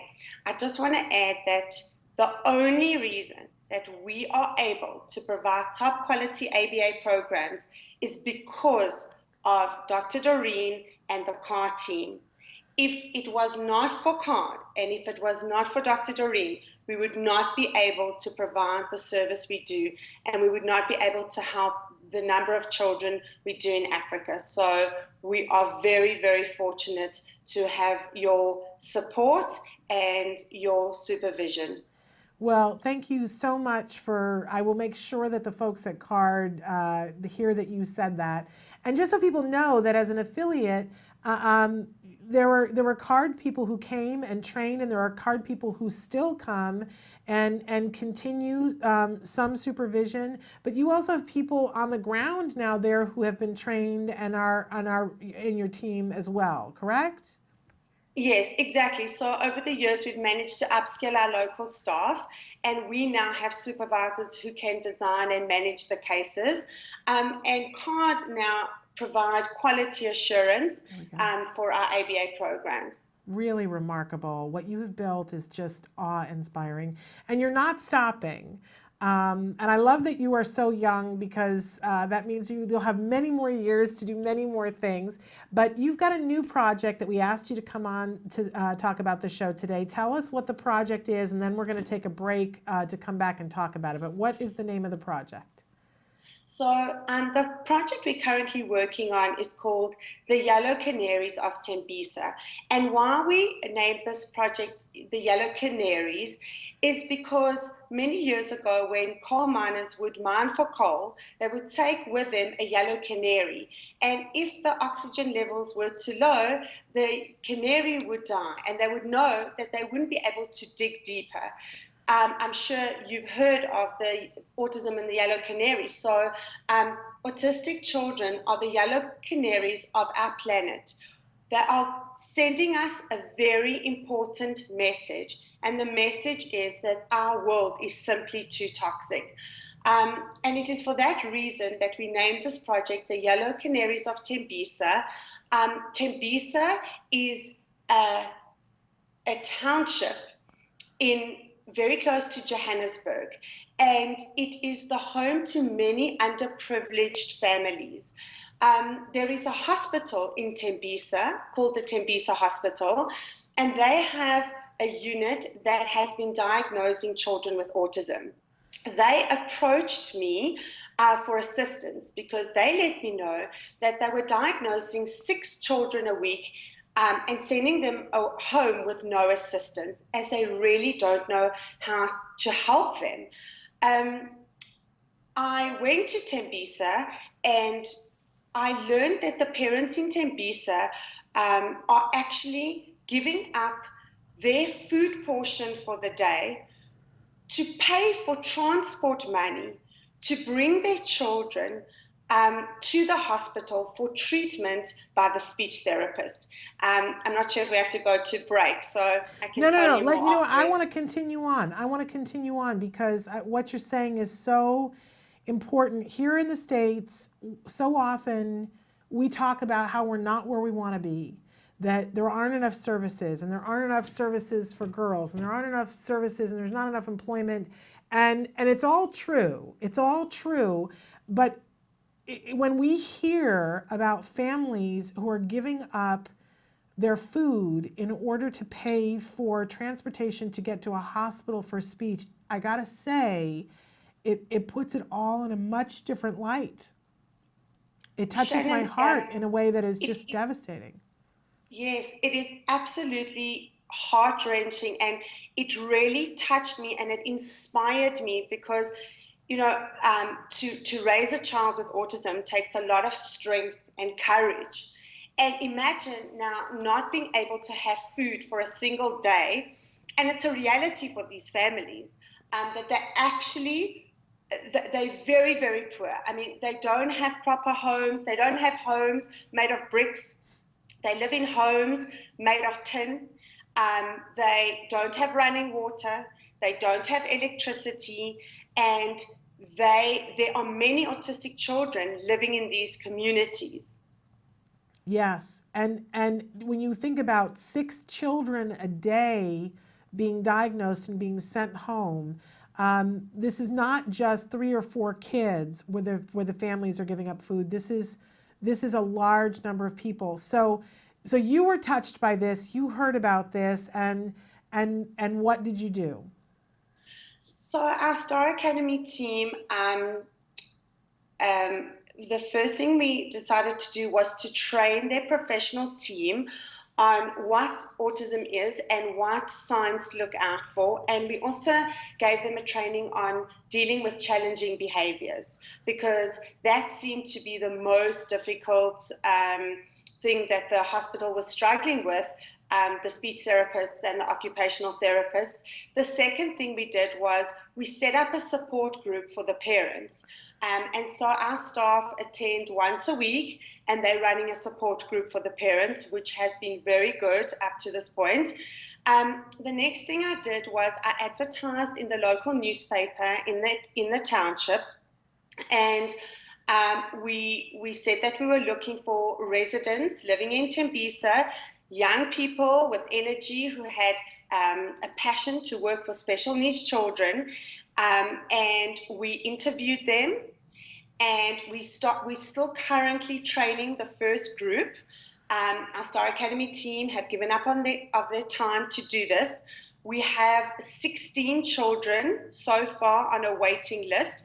There's many, many more, but there's only so many we can help as a start. Right. So we're hoping to help 16 children as the start of our program. Yes. And so they first did the theory training on ABA, and currently our staff are going to the hospital every day, and they're undergoing their practical training. Wow. And I hear you say, well, there's many more, but, we're starting with 16, and that's an amazing thing to start with 16 children. And I know, and you know, that if you are able to help those 16 children, that's life-changing, and that will end up helping many more children. So I applaud you for what you're doing and the fact that you guys are donating so much of your time and your energy. Our question for you today is, how can we help? We're launching this upliftment program with absolutely no funds. In South Africa, there are no government grants and there's no medical insurance for ABA services. We're working very hard to make medical insurance a reality for parents living with children with autism in South Africa. But at this point, we have to rely on private funding. And so we've started this program with absolutely no budget and no money, but our Star Academy team feel very, very passionate about the cause. And so we are trying to raise the money we need to help these children. And how you can help is if you go onto our website, that is www.thestaracademy.co.za, and you click on the yellow canaries of Tembisa, there is an option to donate. Small donations help so much because in South Africa, the currency is very weak against the dollar. So $1 will give us 14 Rand. This is a really big amount.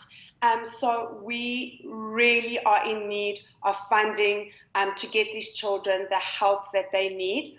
I would like to share a story with you about one of the children on our waiting list. His name is Given, and when he was 2 years old, his mother abandoned him because he was not making eye contact, he wasn't talking, and he really cried a lot. So she actually ran away because she was so afraid and she didn't know how to help him.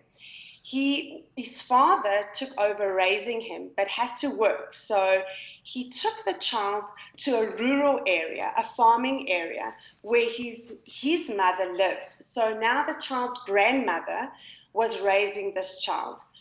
And in the African culture, they believe often that children with autism are possessed by evil spirits.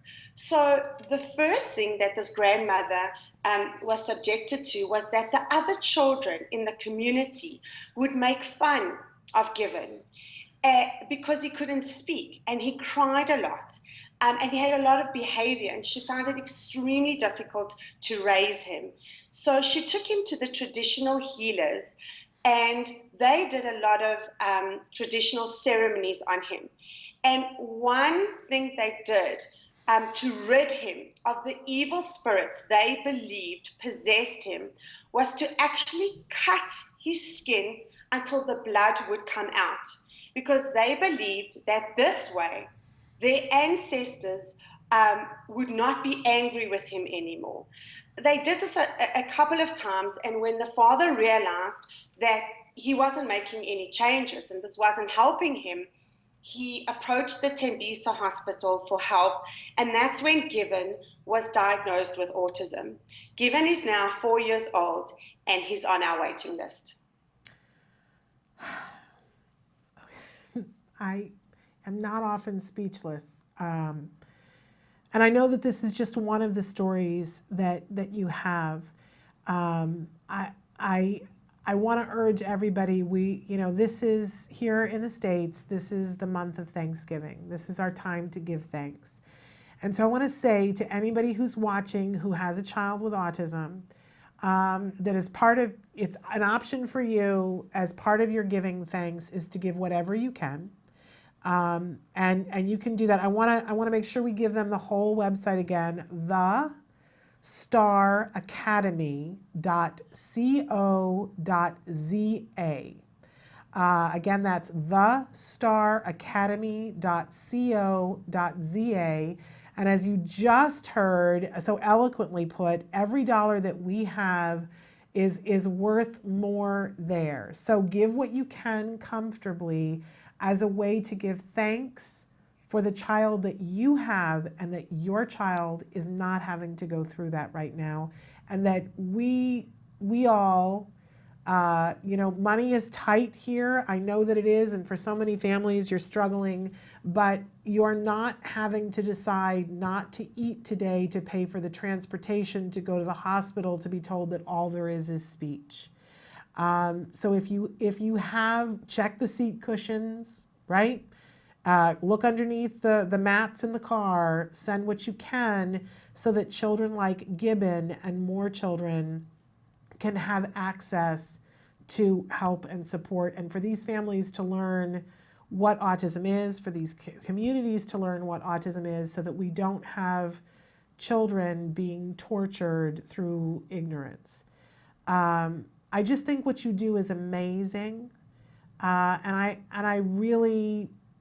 I'm so grateful to know you, and grateful that you sent me an email and said, I think you need to know about these yellow canaries, because they are part of our community. And these families need some help and support. And thank you for being the person. We can't all get there, right? But we can send whether it's $5 or $20 or $50 to help support you and your efforts on the ground to get there and help those children. Will you please give everybody who is donating their time a big hug from all of us and let them know that we hear what they're doing and that we're impressed? Shannon, thank you so much for your support. It really gives us the encouragement and the inspiration to continue to fight for these children. I want to tell you that I learned from my staff who run the parent support group that the parents are afraid. They want to understand why their children can't speak to them. They don't understand why their children can't go to school. They just want to know how to help them. And they're also really struggling with feeding them and toilet training. These were two points that were highlighted to me. And, just to add to the story of the parent giving up their food portion for the day, the psychologist at the hospital shared with me that the child was throwing the piece of bread around the room because he's a picky eater. And so the mother was running around the room, to save the crumbs that he was throwing around in the corner, and she was trying to get him to eat it because he needs to eat, but he's a picky eater. But to add to that, she wasn't going to eat for the day. And this really is a reality. This is a hard reality for many parents. They don't have their own cars. They don't have running water. They are really they feel very helpless, very, very helpless and afraid. And so when I learned about these children, as I have a son with autism myself, who's 13 years old, and I know what it's like. I know what it feels like to go through the daily challenges.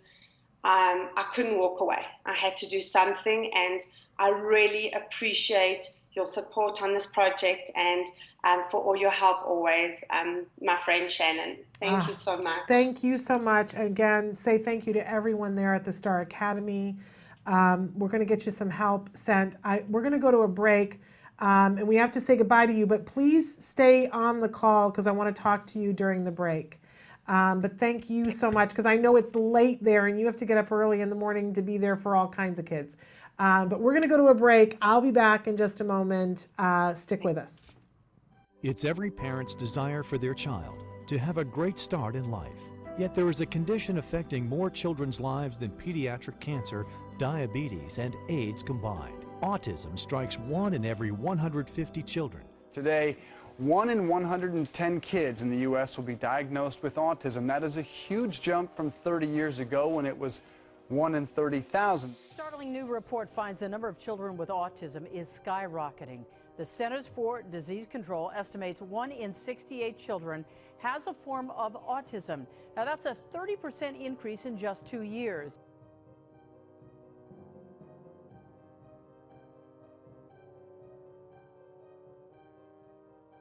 Well, a lot of the children and all the accomplishments over the last 20 years, I'm thrilled.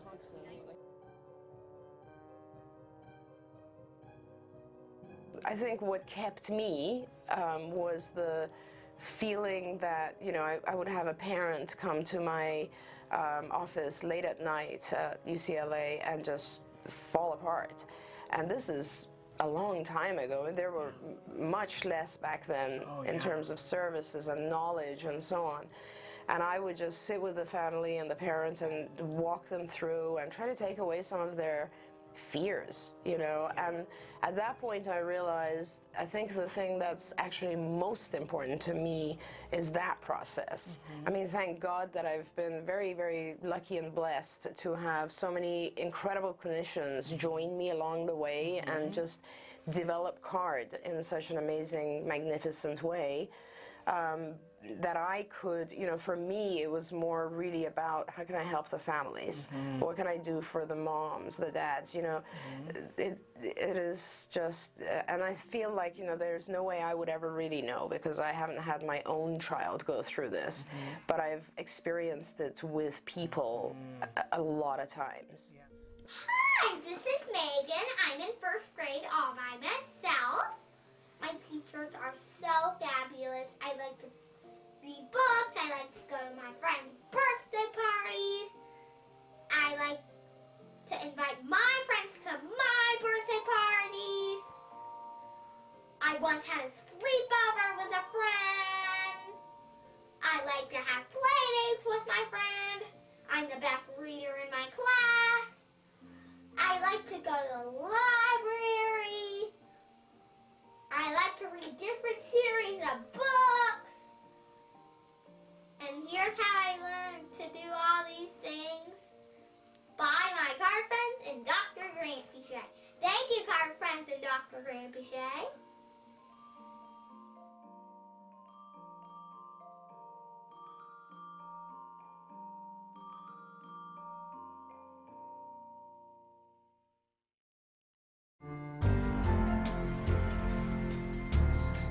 There's been another new study about optimal outcomes, and I wanted to know, what are your thoughts on recovery? Do you think it's possible? Do you believe in recovery from autism? On recovery, you learn how to adapt. I mean, I've had a lot of experimental brain scans done, and I have found things that are definitely abnormal. I have an enlarged left ventricle that's definitely abnormal. That's not going to go away. That scan was done less than 5 years ago. But you work with someone and they adapt. You're not going to make me an algebra specialist. That's just not going to happen. But things like getting better at public speaking, that is something that I gradually learned. What I'm seeing today, especially with some of the kids on the mild end of the spectrum, I'm seeing teenagers that are much milder than me that haven't learned things like how to go up to the counter at McDonald's and order food all by themselves, how to go on the bus, how to shop, how to go in the store and shop, how to do a checkbook, basic things like that. Because what drives me crazy is when I go back to the cattle world and I see a guy in the maintenance shop that's running the whole maintenance shop at a big plant, and he's as Asperger's he can be, and he's running a whole maintenance shop. And then I see Junior, that's addicted to video games, and you can't get his duff off his chair and get him doing things. Now, when I was in high school, I did a lot of thinking about this. I got kicked out of a large girls' school for throwing a book, and I went to a special boarding school up on a farm, and I was allowed to work with the farm animals. And they let me goof off and not study. But I got to thinking, there's one thing they did not let me do. I goofed off and I didn't study, but I had to physically go to class. When I didn't want to go to the Friday night movie, they made me the projectionist. One thing they were not going to let me do is sit in my room, become a recluse in my room. They were not going to allow that. I want to know why you threw the book.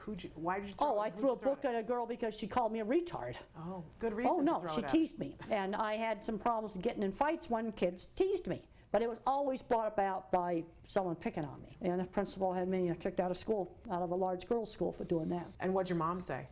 Well, she was not very happy about the whole thing because when the principal called, I answered the phone and he said I was incorrigible and I was kicked out of school. Mother was really angry that he just said that right directly to me, which was definitely not very appropriate.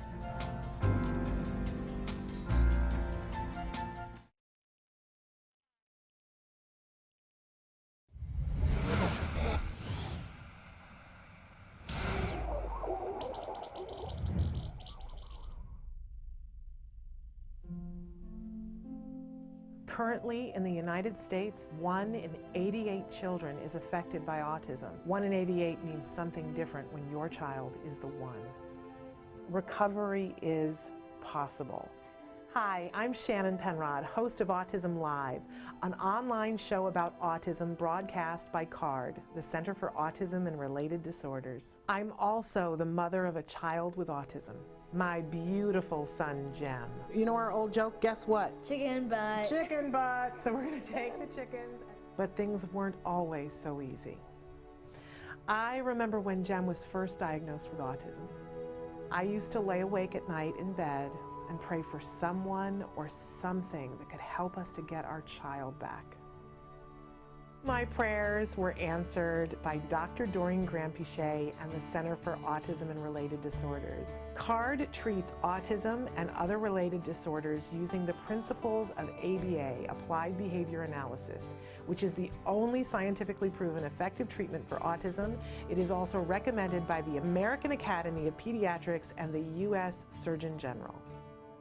About a year after we started treatment with CARD, we were able to see tremendous improvement, and we got our child back. What grade are you in? Second. You are a smart cookie, huh? Mm-hmm. Do you like school? Yeah. Do you have any good friends? Yeah, Oscar. Oscar is your best friend? Yeah. And my child is just one of thousands to benefit from CARD ABA therapy. Across the nation and around the world, children are making amazing progress and being given the keys to unlock their full potential. Recovery from autism is absolutely a possibility. We've been recovering children for over 20 years. It's just a matter of identifying the child's medical needs, understanding the child's sensory issues, and then teaching the child all of the skills they need in order to function normally. We know there's hope for autism. Autism is treatable and recovery from autism is possible.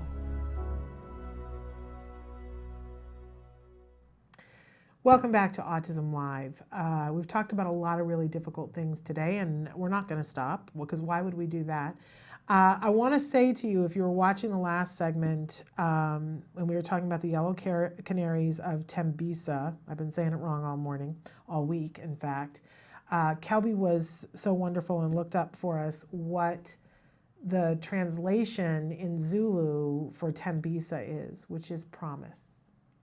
I wanted to make sure that I shared that with you. So, and we were just talking, Kelby and I, about the realities of what it is like in Africa.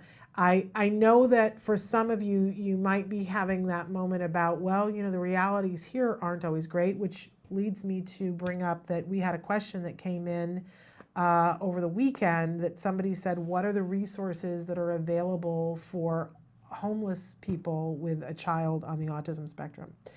I want to talk about that, and I want to talk about the fact that we have discovered here in the United States, those of us who work in the field of autism, that we are discovering that more and more, statistically, people who are homeless, a great portion of them happen to test to be on the spectrum.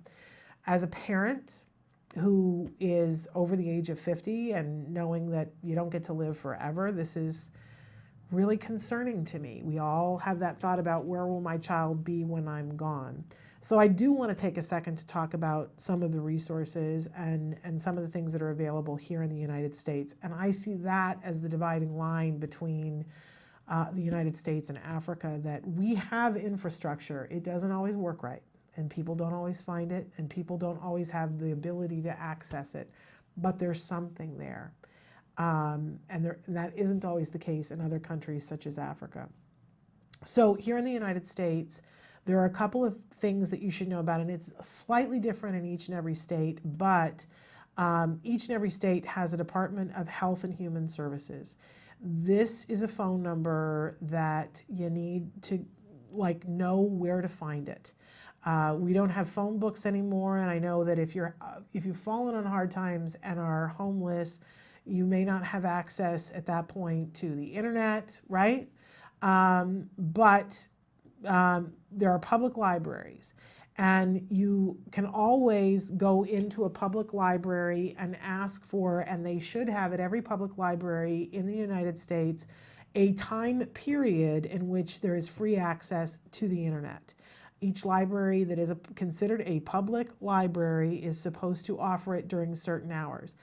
Because there is such a growing population of homeless people who want to access the internet, more and more libraries are limiting that time period and putting some restrictions on it. But I encourage you to talk to a librarian and let them know on a case-by-case basis if you're not able to meet the restrictions. Like sometimes they'll ask for a driver's license. Well, that isn't always something that somebody has, right? But have a human conversation with the librarian and say, I'm looking for the phone number for the Department of Health and Human Services. Call them. Let them know. We do have a health insurance mandate here in the United States that states on paper, which doesn't mean that it's always the reality, that no person should be outside the scope of having health insurance. So if you are not able to pay for insurance, you're supposed to be able to get it at a rate that you can afford it, including getting it for free here in the United States. So you can no longer be turned away completely from emergency rooms and the like, but it is a process and you have to get help. If you call the Department of Health and Human Services, you can say to them, I need an advocate. I need someone who, I cannot fill out the forms. I don't have the ability to fill out the forms on my own. Even if you own a pen and you are completely conversant in English and can read and write, say that. Because those papers are so overwhelming, you will need help and support. So just tell them, I don't have the ability to do it on my own. You may have to call more than once. You may need to get the address and find the way to get to the place where the office is. As I said, we have services, just getting access to them is not always the easiest thing.